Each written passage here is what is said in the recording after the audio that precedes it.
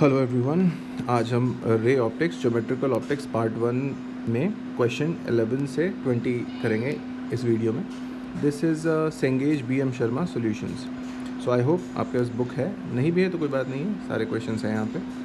So I solve it one by one. आप बस concept को अच्छे से समझने की कोशिश करें। सो पहला क्वेश्चन है, the velocity of light in a medium is half of its velocity in air. यानी कि देखो ना, अगर म्यू का फॉर्मूला सोचें तो म्यू क्या होता है, C/V होता है, और V कह रहे हैं कि हाफ है, यानी कि V जो है C/C/2 है। तो म्यू कितना हो गया, refractive index of the medium क्या हो गया, 2 हो गया, है ना। If a ray of light emerges from such a medium into air, तो अगर मैं कहूँ कि ये वो मीडियम है जिसमें रिफ्रैक्टिव इंडेक्स 2 का है और लाइट जो है इसमें से इमर्ज हो रही है एयर में, मान लो यहाँ से, है ना, यहाँ से इमर्ज हो रही है एयर में, वो कौन सा एंगल ऑफ इंसिडेंस होगा जिस पे ये TIR कर जाए। यानी कि लाइट को बाहर जाना ही नहीं है, लाइट को यहाँ से टकराना है और वापस यहीं लौट जाना है इसी मीडियम में। बाहर एयर है पर एयर में तो जाना नहीं है। ऐसा कब होता है, जब ये जो एंगल है ना आपका, ये जो एंगल है ये क्रिटिकल एंगल हो, ये जो एंगल है ये IC हो, ये भी और ये भी, क्योंकि क्रिटिकल एंगल पे जाएगा तो क्रिटिकल एंगल पे ही रिफ्लेक्ट हो जाएगा अंदर ही सेम मीडियम में। अब हमने मीडियम का रिफ्रैक्टिव इंडेक्स 2 निकाल रखा है, काम हो गया ना हमारा। सो द आंसर इज़, वो एंगल होगा, हमें एंगल का फॉर्मूला पता है, that is sine, critical angle का फॉर्मूला क्या होता है, IC का साइन इनवर्स ऑफ 1/μ, और म्यू क्या है, 2 है, तो साइन इनवर्स ऑफ 1/2। साइन की कौन सी वैल्यू 1/2 देती है, 30 डिग्री, तो 30 डिग्री होगा क्रिटिकल एंगल, और वही आंसर है which is here option number 2। बहुत ही आसान सवाल था। पहले जो इन्फॉर्मेशन है फर्स्ट सेंटेंस में, उससे हमने रिफ्रैक्टिव इंडेक्स निकाल लिया, उसको कंटिन्यू करके IC निकाल लिया, सिंपल। क्वेश्चन नंबर 12 पे आते हैं। अ candle is place 20 centimetre from surface of a convex mirror. तो आप ऐसे इमेजिन करो, यहाँ पे कॉन्वेक्स, ओहो हो उल्टा बना दिया मैंने, मुझे कॉन्वेक्स बनाना है, कॉनकेव तो बना ही नहीं सकता, तो आई एम सॉरी, कई बार ये पेन जो है ना ये फंसता है। ठीक है, तो यहाँ है आपका कॉन्वेक्स मिरर, यहाँ कहीं एक कैंडल रख दीजिए आप। आपको पता है कि 20 सेंटीमीटर पे रखा है आपने कैंडल को, है ना। मिरर तो ऐसा है ना, बल्जिंग साइड आउटसाइड होगा, and at 20 centimetre a candle is place, that's great. और इसकी इमेज कहाँ बनेगी, वो हमें अगर फोकल लेंथ पता चल जाए तो काम हो जाएगा। सो that the virtual image, obviously convex है तो वर्चुअल इमेज बनाएगा, ठीक है, वर्चुअल इमेज बनाएगा। और इन्होंने बोला एक और मिरर है, प्लेन मिरर इज ऑल्सो, यहाँ देखिए, plane mirror is also place so that the virtual images of the 2 mirrors coincide. अच्छा, प्लेन मिरर कहाँ रखा है, तो उन्होंने बोला है ऑब्जेक्ट से, फ्रॉम द ऑब्जेक्ट 12 सेंटीमीटर पे रखा है। तो भाई प्लेन मिरर मैं कहाँ रखूँ, आप सोचो, है ना। या तो मैं यहाँ रख दूँ, ठीक है, यहाँ रख दूँ मैं प्लेन मिरर को इस लाइन पे, तो ये 12 सेंटीमीटर ऑब्जेक्ट से हो जाएगा, तो इसकी इमेज भी 12 पीछे बन जाएगी। एक ये पॉसिबिलिटी है, और यही होना भी चाहिए, क्योंकि इमेज इधर नहीं बन सकती, इधर बनेगी तो कॉन्वेक्स मिरर तो उधर नहीं बना सकता। कॉन्वेक्स मिरर कौन सा बनाता है, वर्चुअल, वर्चुअल किधर बनता है, इधर बनता है। तो मतलब the plane mirror is kept between the candle and the mirror somewhere here, हो गया ना, आई होप क्लियर है। और प्लेन मिरर 12 पीछे बना देगा तो वो हो गया, ठीक है। तो 12 centimetre away from, what is the focal length of the, यानी कि 12 कर दीजिए 24, यानी कि यहाँ 4 सेंटीमीटर पीछे, कॉन्वेक्स मिरर के कह रहा हूँ, 4 सेंटीमीटर पीछे इमेज बनी है। शायद इमेज ऐसी हो, वो मुझे नहीं पता, ऐसी हो, पर वहाँ बनी है। तो अब सब कुछ पता चल गया। कॉन्वेक्स के केस में हमें मिरर फॉर्मूला पता है, 1/V + 1/U = 1/F। V आपको दिख रहा है, लाइट वैसे इधर से आ रही है, तो इस तरफ के सारे डिस्टेंसेस पॉजिटिव होंगे, तो इमेज डिस्टेंस +4 हो गया। ऑब्जेक्ट डिस्टेंस कितना है, 1/-20 होगा। U तो -20 होगा ना, U तो लेफ्ट साइड में है, और फोकल लेंथ आप निकाल लेंगे इससे, आई होप ये बहुत आसान था, ठीक है। तो इससे जब आप फोकल लेंथ निकालेंगे, आई एम सपोजिंग 4 आएगा आपको, सॉरी 5 आएगा आपको, 5 centimetre would be the answer here. I don't think it's a difficult question, it's a question of correct मतलब डायग्राम ड्राइंग। अगर वो ठीक से हो गया तो काम हो जाना चाहिए आपको। सो 1/4 माइनस 1/20 करके देखिए आपको 5 आएगा। So option number 4 is correct, which is 5 centimetre. Diagram मैंने प्रिसाइजली सही बना दिया ताकि आपको समझ में आ जाए। नेक्स्ट क्वेश्चन पे आए। Question number 13, consider situation shown in the figure. Water का रिफ्रैक्टिव इंडेक्स गिवन है। वाटर यहाँ है, आप आई होप आप देख पा रहे हो, वाटर यहाँ, उसके बॉटम पे ना एक ऑब्जेक्ट रखा है। ऑब्जेक्ट को थोड़ा ध्यान रखिएगा, ये जो पॉइंट साइज्ड है यही ऑब्जेक्ट है यहाँ पे, पानी के एकदम बॉटम पे रखा है। हाइट 10 और उसके ऊपर हाइट, यहाँ पे एक प्लेन मिरर है ना, ये जो है ये प्लेन मिरर है जो कि नीचे डाउनवर्ड साइड फेस कर रहा है। अब इन्होंने पूछा है कि distance of the image from the mirror after reflection from it. अच्छा, अब देखो ऑब्जेक्ट से जो लाइट निकलेगी वो निकलेगी बाहर, तो दिखाई कहाँ पे देगी? तो यहाँ पे क्या होता है ना, जब ऑब्जेक्ट से लाइट ऐसे बाहर निकलेगी, दो रेज मैं बना रहा हूँ, पानी से निकली है ना, तो जब इंटरफेस आएगा और वहाँ पे मैं नॉर्मल ऐसे ड्रॉ करूँ तो उससे तो बाहर निकलेगी ना ऐसे। यहाँ पे भी जो इंटरफेस आएगा उससे एंगल अवे बनेगा, है ना, दूर जाएगी नॉर्मल से। यानी कि अगर इसको मैं रिट्रेस कर दूँ तो ऑब्जेक्ट यहाँ दिखाई देगा। इनको भी रिट्रेस करो, ऑब्जेक्ट तो थोड़ा ऑब्जेक्ट एलिवेटेड नहीं दिखाई दे रहा आपको, यहाँ था और अब यहाँ दिखाई दे रहा है, तो ये एलिवेशन है ना, जिसको शिफ्ट कहते हैं हम। पानी में कोई भी ऑब्जेक्ट रखो तो इसी तरह का शिफ्ट प्रोड्यूस होता है, ठीक है ना। वो शिफ्ट h/μ होता है। h यहाँ पे 10 गिवन है, देखिए न्यू आपको 4/3 गिवन है। यानी कि जो जिस हाइट पे, शिफ्ट तो नहीं बोलूँगा मैं, ये ऊपर से हाइट होनी चाहिए, h/μ बोल रहा हूँ मैं, h माइनस h/μ तो नहीं। तो ये जो है ऊपर से अपेरेंट डेप्थ जो है वो h/μ है, वो h/μ। इसको सॉल्व कीजिए ना, 10 × 3/4 30/4 यानी कि 7.5 सेंटीमीटर पे दिखाई देगा सरफेस से नीचे ऑब्जेक्ट। अब यहाँ तो ये 7.5 सेंटीमीटर है। I hope you are following me till here, कि ऊपर से अब ये ऑब्जेक्ट यहाँ दिखाई दे रहा है। सो यहाँ से 7.5 पे, वेरी गुड। और इसके ऊपर का गैप कितने का है? ये 5 का है। तो प्लेन मिरर से अब इस अपेरेंट ऑब्जेक्ट, ये रियल ऑब्जेक्ट नहीं है पर बाहर से देखने में यहीं पे लग रहा है कि ऑब्जेक्ट है थोड़ा एलिवेटेड, तो प्लेन मिरर से ये दूरी कितनी हो गई, है ना, द डिस्टेंस बिकम्स 12.5। और प्लेन मिरर के क्या रूल्स हैं? अगर ऑब्जेक्ट 12.5 पे होगा तो इमेज भी 12.5 पे पीछे यहाँ कहीं बनेगी, पीछे पीछे। पर ये पूछा नहीं उन्होंने तो बस यही पूछा है कि डिस्टेंस ऑफ द इमेज जो बनी है फ्रॉम द मिरर, है ना, बॉटम ऑफ द बीकर। तो उन्होंने image made by plane mirror नहीं बोला है, उन्होंने बोला है कि इसका बता दो कि गैप कितना है प्लेन मिरर से। तो मैंने ऐसे ही कैलकुलेट कर दिया 12.5। अगर आपसे ये पूछता है कि what is the distance of the image made by plane mirror, तो that will be this answer, है ना। ये जो ऊपर मैंने बनाया है यहाँ पे बनेगा फाइनली, है ना, जो 12 behind the mirror, 12.5 behind the mirror, plane mirror. पर वो क्वेश्चन नहीं है, तो मतलब यहाँ तो मेरा आंसर सीधा 12.5 है। That's it, there is nothing to think here. 14th 12.5 कौन सा ऑप्शन है? ऑप्शन नंबर 2 है। Let's move on. 14th, the image of point P when viewed from top of the slabs will be, okay. Point P है कहाँ? यहाँ पे एक simple सा फॉर्मूला होता है। जब भी आप एक स्लैब या कुछ रखते हो ना और उसके नीचे यहाँ या एकदम और भी नीचे चले जाओ, यहाँ कहीं पे भी जब आप कोई ऑब्जेक्ट रख दोगे पॉइंट साइज और यहाँ से देखोगे, तो हमने अभी डिस्कस किया ऑब्जेक्ट थोड़ा एलिवेटेड फील होता है। अगर ऑब्जेक्ट यहाँ है तो वो एक्चुअली दिखाई यहाँ देगा, जिसको अपेरेंट शिफ्ट कहते हैं। शिफ्ट का जो फॉर्मूला है, मैं ऊपर से डेप्थ का नहीं कह रहा हूँ, शिफ्ट का जो फॉर्मूला है वो है thickness of the slab, thickness मतलब ये टाइम्स 1 - 1/μ, ये शिफ्ट है। आई होप ये फॉर्मूला आपने देखा हो, बहुत सारे क्वेश्चंस भी किए ही होंगे। अब यहाँ पे कितने स्लैब्स हैं? ये देखो, ये तो एयर है, बीच में तो एयर है, उसको तो स्लैब जैसा गिनो मत। यहाँ भी एयर है, तो एक्चुअली स्लैब्स तो ये और ये हुए ना, दोनों स्लैब्स की थिकनेस सेम है 1.5, 1.5 और दोनों का रिफ्रैक्टिव इंडेक्स भी 1.5 सेम है।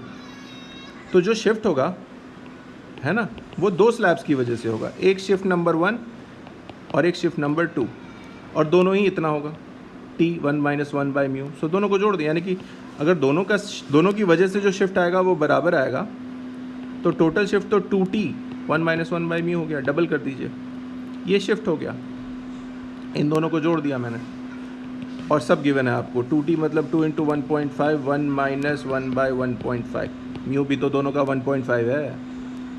जब आप इसको सॉल्व कर रहे हैं 3 × 1 - 1.5, this will give me 1 centimetre. Okay, उन्होंने मांगा भी यही, क्वेश्चन पढ़िए। The image of point will be, देखिए यहाँ देखिए ऑप्शंस में क्या है, सब सारे ऑप्शंस में अबव p लिखा है, अबव p, यानी कि शिफ्ट मांग रहे हैं वो आपसे, वो ये नहीं मांग रहे कि अपीयर कहाँ हो रहा है ऊपर से, नहीं, बस शिफ्ट मांग रहे हैं। तो शिफ्ट का तो यही फॉर्मूला हमने किया, 1 सेंटीमीटर आंसर है फिर तो मेरा आंसर हो गया D, 1 centimetre above p which is the total shift. Let's move on to the question number 15। Okay, एक प्रिज्म है, बनाते हैं। उन्होंने बोला है prism of angle 30 degree, angle 30 degree मतलब the top angle of the prism is a which is 30 degree, that is called the prism angle. A ray of light incident at angle 60 degree. यहाँ से मान लेते हैं इस mat surface पे light आई और जो लोकल नॉर्मल है वहाँ पे ये 60 डिग्री है, और क्या हुआ कि रिट्रेसेस इट्स पाथ। अच्छा, the refractive index of the one of the refracting is silvered. Okay, तो ये वाले मैट सरफेस को मैं सिल्वर्ड मान लूँ, ABC, तो AC को मैं सिल्वर्ड मान लूँ, यानी यहाँ पे एक प्लेन मिरर चिपका दो आप, मेंटली एक प्लेन मिरर इस साइड पे आगे चिपका दो, तो वो लाइट को इमर्ज होने नहीं देगा, वहाँ से लाइट जाके टकरा के लौट जाएगी। मतलब यहाँ से लाइट एंटर हुई, यहाँ टकराई और यहीं से सीधा रिट्रेस हो गई। रिट्रेस होने का मतलब है जिस लाइन से गई थी उसी लाइन से लौटना होगा उसको। यहाँ तक सिंपल है मामला। अब एक बात बताओ, प्लेन मिरर पे लाइट रिट्रेस कब होती है?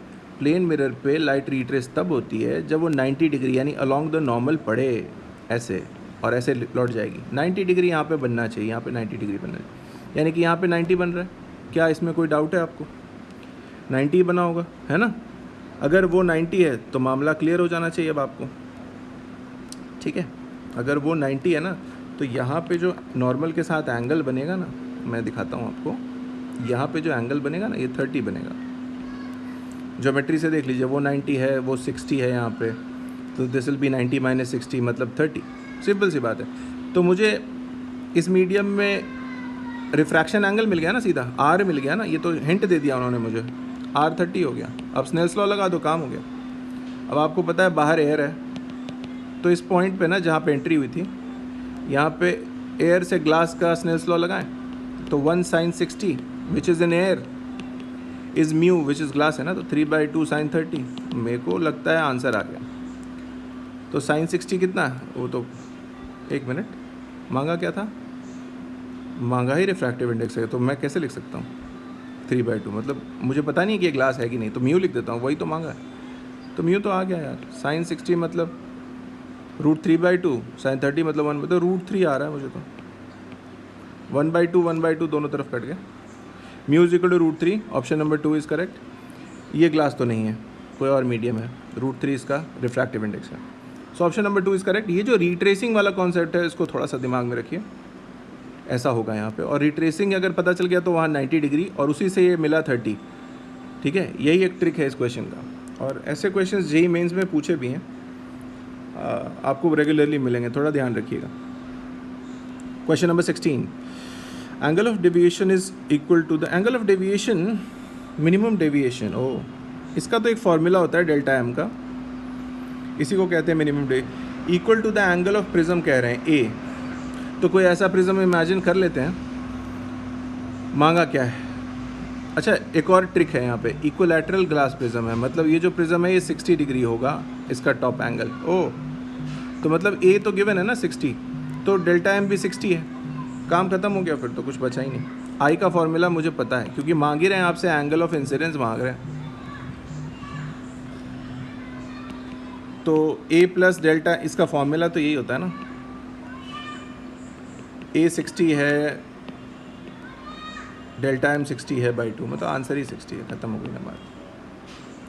इसमें तो कुछ रखा ही नहीं है, ये क्वेश्चन तो बहुत ईजी है। मतलब angle of incidence is 60 degree here for which there will be minimum deviation. I hope ये याद हो आपको कि मिनिमम डेविएशन तब होता है जब लाइट ऐसे आके पड़े। वैसे यहाँ पे हमें पता है कि ये लाइट आके 60 पे पड़ेगी, आई 60 आया है, और फिर बेस के पैरेलल जाए ऐसे, उसको कहते हैं बेस के पैरेलल अगर लाइट प्रिज्म के अंदर ट्रैवल करेगी तो then it is called the minimum deviation, then only it will deviate by the least amount of angle, least angle. It's a pretty straightforward simple question, तो कुछ है नहीं। 17th पे आता है, क्या पूछ रहे हैं भाई? Spherical mirror forms an image of magnification, तो मतलब v बाई यू तो पहले ही पता है मुझे, 3 है, तो v is equal to 3u तो दे दिया इन्होंने। द ऑब्जेक्ट डिस्टेंस से फोकल लेंथ, यार ये तो बहुत ही आसान क्वेश्चन है। अगर ये स्फेरिकल मिरर है तो मैं एक कॉन्केव मिरर ही मान लूँ क्या? और इस टाइप से सोच लें, तो कुछ ज़्यादा ही आसान है ये सवाल। तो मतलब the object distance a focal length, so focal length is 24, okay fantastic. v is equal to 3u is already known to me, तो मैं v यहाँ मान लूँ कि ये है v, यहाँ पे इमेज बनी है, उल्टा मान लो बनी है, और यहाँ पे ऑब्जेक्ट था, मान लो यहाँ ऑब्जेक्ट था, तो u को x मान लो और v को 3x मान लो, इसको 3x मान लो। इसको हमें फॉर्मूला पता है मिरर का, 1/v। वैसे यहाँ पे u को भी मैं -x लूँगा और v को भी मैं माइनस, क्योंकि दोनों नेगेटिव साइड में है। As the light is travelling towards right from the object, तो राइट साइड पॉजिटिव और लेफ्ट साइड नेगेटिव होगा, तो और चूँकि 3x और x, v और u दोनों ही लेफ्ट साइड पे हैं, सो दोनों को नेगेटिव ले रहा हूँ और फॉर्मूला लगा देता हूँ, काम खत्म। फोकल लेंथ भी नेगेटिव होगा, है ना, फोकल लेंथ भी नेगेटिव, क्योंकि वो भी लेफ्ट पे आएगा। तो तीनों ही अगर नेगेटिव हैं तो 1/v मतलब 1/3x minus 1/x is equal to 1/f मतलब 24। मुझे नहीं लगता आपको कोई दिक्कत होगी इसको सॉल्व करने में। जब आप इसको सॉल्व कर ही लेंगे तो आपको आंसर आना चाहिए। कुछ करके देखिए क्या आता है, ठीक है। तो इससे जो x आए वो बताइए, मैं एक बार साइड में कैलकुलेट कर लेता हूँ।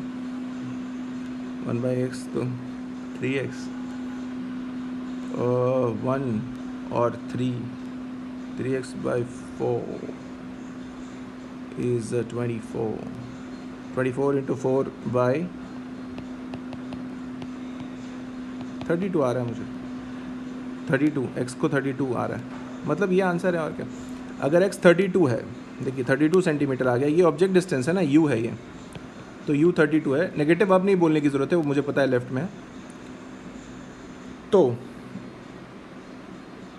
तो क्या पूछा है इन्होंने? ए focal length may be 32 centimetre, हाँ तो ये तो पता ही, ये 32 सेंटीमीटर अगर u है तो दूसरा v जो है वो 96 हो गया, है ना, ठीक है, फर्स्ट क्लास। ये आंसर है, ठीक है, 32 हो गया। 16 भी हो सकता है u, है ना, वो भी कर सकते हैं, पर वो फिर तब होगा जब मिरर ही बदल जाए, ठीक है, तो वो भी हो सकता है, पॉसिबल है। क्या कर सकते हैं, 16 भी लाया जा सकता है क्या? वैसे तो 32 यहाँ भी है ना, यहाँ भी है। अगर 16 आ गया, क्योंकि BM शर्मा ने आंसर में 2 लिख रखा है, तो 16 अगर आ गया, 16 कैसे आएगा? हाँ, ये फॉर्मूला यूज़ कर सकता हूँ मैं कि magnification is equal to f/f minus u।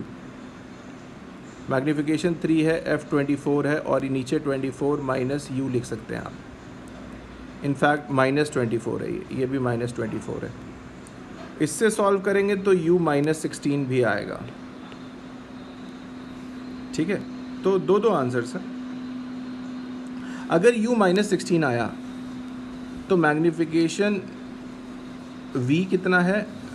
v है, अगर u -16 है तो भी हो सकता है, हाँ पॉसिबल है,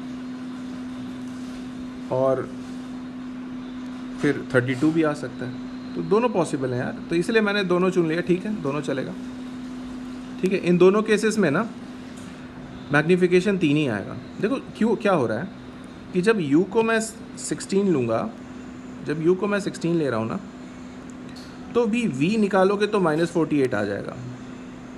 तो मैग्नीफिकेशन 3 हुआ कि नहीं हुआ? 3 हुआ कि नहीं हुआ? अच्छा, तुम u जब 32 निकाल रहे हो तो भी कैलकुलेट करोगे तो जो v है वो 96 आ जाएगा। दोनों ही है, फॉर्मूला लगा के देखो, मिरर फॉर्मूला, यानी दोनों केसेस में मुझे मैग्नीफिकेशन 3 तो मिल ही जाएगा। तो दोनों बातें पॉसिबल है ना? तो इसीलिए ऑप्शन नंबर 2 सही हो जाता है। वैसे तो मैं 3 करना चाह रहा था, पर फिर रीचेक किया तो पता चला कि नहीं, 16 भी पॉसिबल है, 32 भी पॉसिबल है। दोनों में इमेज डिस्टेंस ऐसी आ रही है कि मैग्नीफिकेशन 3 आ ही जाएगा। आ जाएगा मतलब ये डेफिनेटली कॉनकेव मिरर है। अच्छा, कॉन्वेक्स तो हो ही नहीं सकता, तो मिरर तो कॉनकेव है।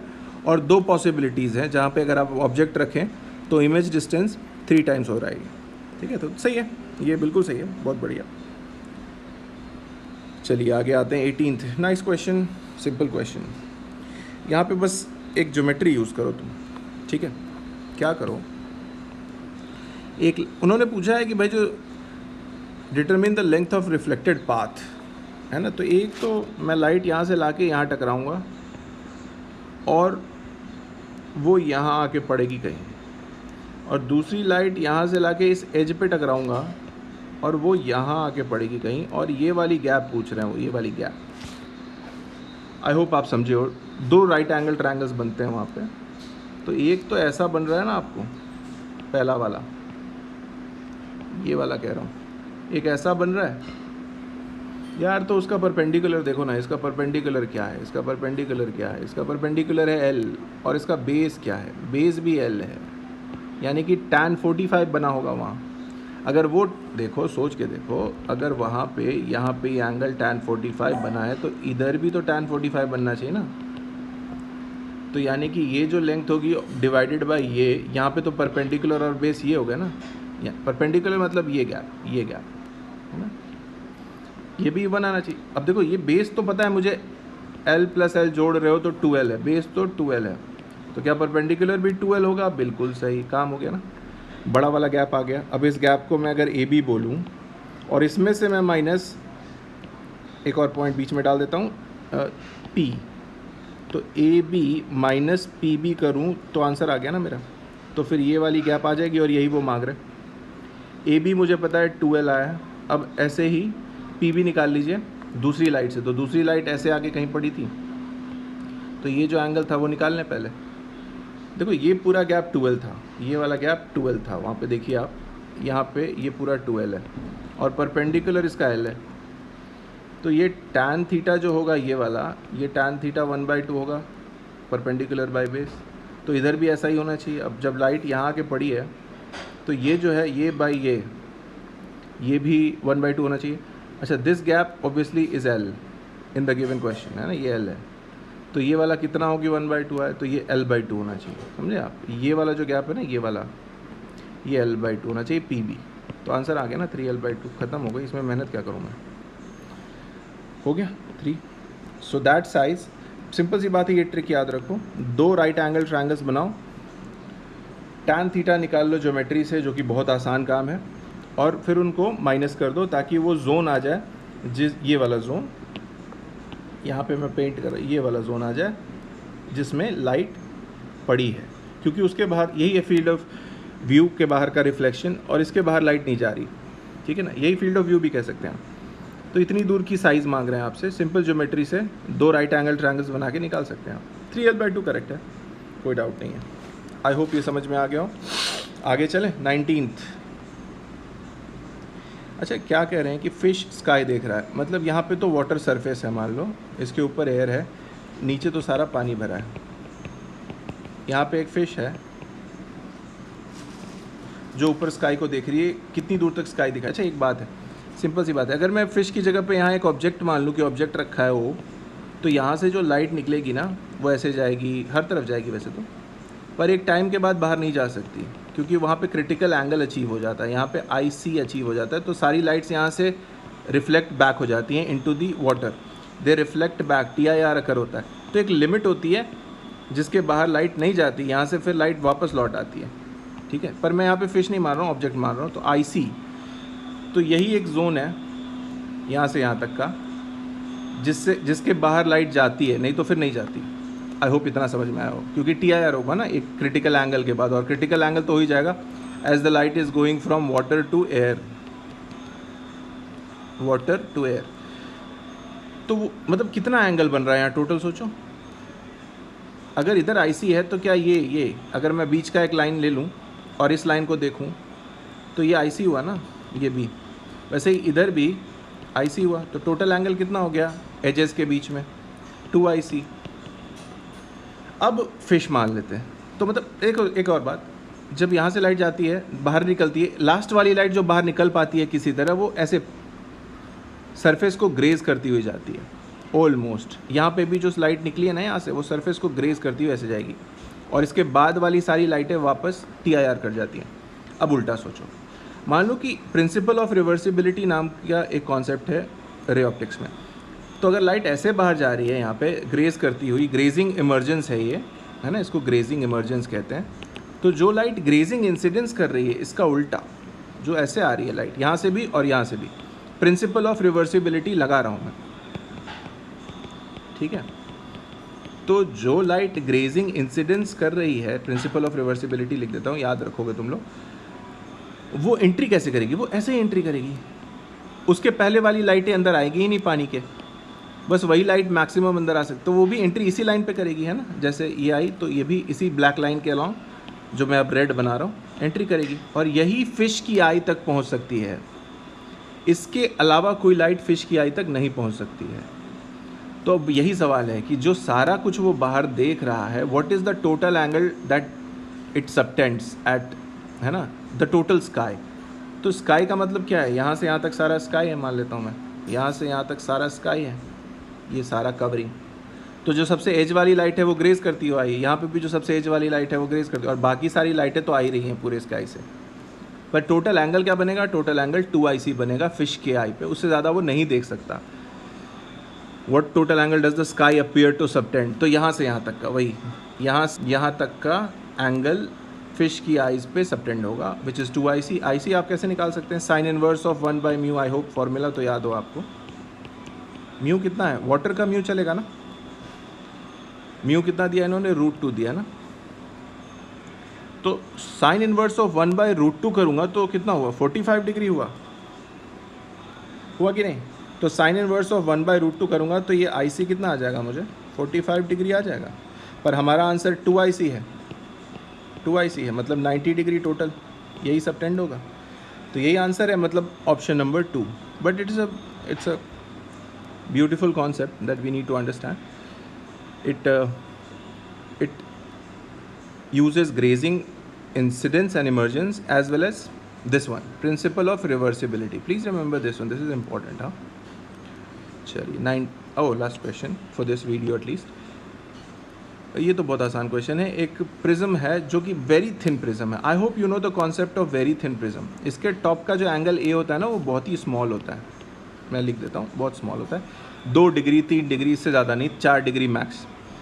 ऐसे छोटे एंगल वाले प्रिज्म्स को स्मॉल प्रिज्म्स कहते हैं। और सामने एक प्लेन मिरर रखा है, तो लाइट आई और प्रिज्म पे पड़ी। पहले तो ऐसे स्मॉल प्रिज्म्स में जो एंगल ऑफ डेविएशन है ना, वो आपको पता होना चाहिए। इसमें जो डेविएशन का एंगल है, वो उसका फॉर्मूला क्या है, इसमें डेविएशन का फॉर्मूला है A टाइम्स, यानी कि प्रिज्म एंगल टाइम्स μ-1 है। तो ग्लास तो म्यू तो 3/2 ही होगा। A कितना, इसका 4 डिग्री के बने, तो 4 टाइम्स 3/2 - 1, ये 4 टाइम मतलब 2 डिग्री, यही डेविएशन होगा जब लाइट यहाँ से निकलेगी। तो जब लाइट यहाँ से निकली ना, ऐसे मैं यहाँ से बना देता हूँ, जब लाइट यहाँ से निकलेगी ना ऐसे, तो जो ओरिजिनल लाइन थी यहाँ पे डेविएट हो गई, और कितना डेविएट हो गई यहाँ से, 2 डिग्री इधर। अब ये लाइट इधर गई, 2 डिग्री डेविएट हो गई। पर मिरर तो सीधा रखा है ना आपने, मिरर अगर आप सीधा रख रहे हो तो मिरर का नॉर्मल ये ब्लू लाइन है, और यहाँ 2 डिग्री पे पड़ेगा, यहाँ भी 2 डिग्री पे लाइट लौटेगी। ये गड़बड़ है, ऐसा नहीं होना चाहिए। उन्होंने बोला है रिट्रेस इट्स पाथ होना चाहिए after refraction through the prism and reflection from the mirror, मतलब लाइट जैसे गई थी उसी पे लौट जाए। अब देखो लाइट जा कैसे रही थी, आप यहाँ पे भी देखना, ये है ना, इधर से लाइट जा रही है ना, तो इसी लाइन पे लौटना है इसको, अकॉर्डिंग टू द क्वेश्चन ऐसे ही लौटना चाहिए। पर अभी ऐसा नहीं हो रहा, अभी लाइट कहाँ जा रही है, अभी लाइट यहाँ जा रही है, क्योंकि मिरर पे 2 डिग्री पे पड़ी है मिरर के नॉर्मल के साथ, तो मिरर ने 2 डिग्री पे रिफ्लेक्ट कर दिया है नीचे, ऐसा नहीं होना चाहिए। तो ऐसा क्या करें कि जिससे ये काम हो जाए। तो अगर मैं ऊपर डायग्राम में ही बना देता हूँ, तो ये लाइट जो है 2 डिग्री पे इधर गई ऐसे, यहाँ पे 2 डिग्री बना, यहाँ पे। तो अगर मैं मिरर को थोड़ा ऐसे रोटेट कर दूँ, 2 डिग्री से ही ऐसे रोटेट कर दूँ क्लॉकवाइज ना, हाँ 2 डिग्री से मैं क्लॉकवाइज रोटेट करूँ, तो क्या मिरर का नॉर्मल वो भी 2 डिग्री घूम गया। अब मिरर का नॉर्मल भी इधर ही आ गया जिस तरफ लाइट आ रही है ना, वो भी 2 डिग्री घूमा ना। जैसे मैं इसको अगर रोटेट करता हूँ ऐसे क्लॉकवाइज 2 डिग्री, तो मिरर का नॉर्मल किधर आ गया, इस लाइन पे आ गया। क्या उसी लाइन की तरफ लाइट नहीं आ रही, ये लाइट उसी लाइन पे आ रही है ना। और सिंपल सा रूल है, अगर प्लेन मिरर पे along the normal light falls, then the reflection will also be along the normal, यानी कि रिट्रेस हो जाएगा, फिर ये वाली कंडीशन है सच हो जाएगी। तो बस 2 डिग्री अगर मैं इसको, और देखिए कैसे घुमाया, साफ साफ दिख रहा है, आपने ऐसे घुमाया, यानी कि आपने 2 डिग्री घुमाया है, क्लॉकवाइज घुमाया है, CW। That is the only way how light can retrace its path, क्योंकि तब नॉर्मल लाइट की लाइन के अलॉन्ग चला जाएगा, IR के अलॉन्ग चला जाएगा, इंसिडेंट रे के along, so the reflection will also B along the normal. So my answer is option number 4, which is obviously the answer here. और ये एक फॉर्मूला है यहाँ पे क्रिटिकल, जो याद रखिए, for all such thin prisms, small angled prisms, this is the formula for deviation. तो ये बहुत काम आता है, और आंसर यही है। तो 2 डिग्री क्लॉकवाइज यानी कि 4th आंसर है हमारा, ठीक है। Hopefully this was useful. आगे के क्वेश्चन नेक्स्ट वीडियोज़ में करते जाते हैं। हर एक वीडियो में मैं कोशिश करूँगा 10 क्वेश्चन सॉल्व करने का और क्विकली ख़त्म करने का। Thank you so much, that's it.